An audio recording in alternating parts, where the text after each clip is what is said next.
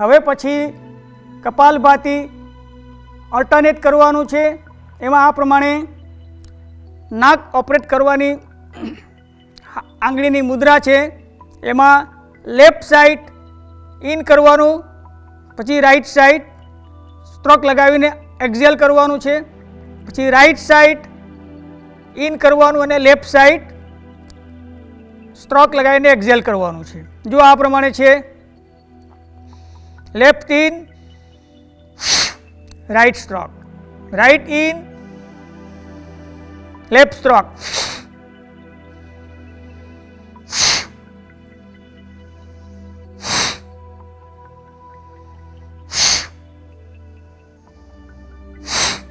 One two three, 1 2 4, 1 2 5, 1 2 6, 1 2 7, 1 2 8, 1 2 9, 1 2 10, 1 2 11, 1 2 12, 1 2 13, 1 2 14, 1 2 15, 1 2 16, 1 2 17, 1 2 18, 1 2 19, 1 2 20, 1 2 21, 1 2 22, 1 2 23, 1 2 24, 1 2 25,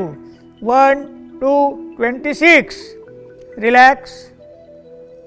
આ પ્રમાણે કપાલભાતી alternate પણ કરી શકાય છે। એનાથી કપાલભાતીના બેનિફિટ મળે અને અનુલોમ વિલોમ પ્રાણાયામનો પણ લાભ મળી જાય।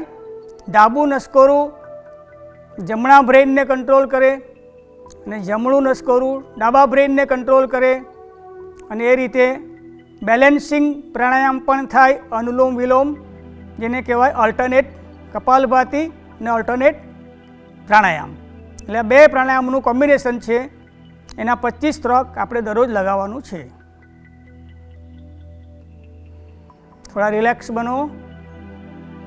જો તમારા બ્રેઇનમાં એક પ્રકારનું બ્લડ મૂવમેન્ટ ફીલ કરો।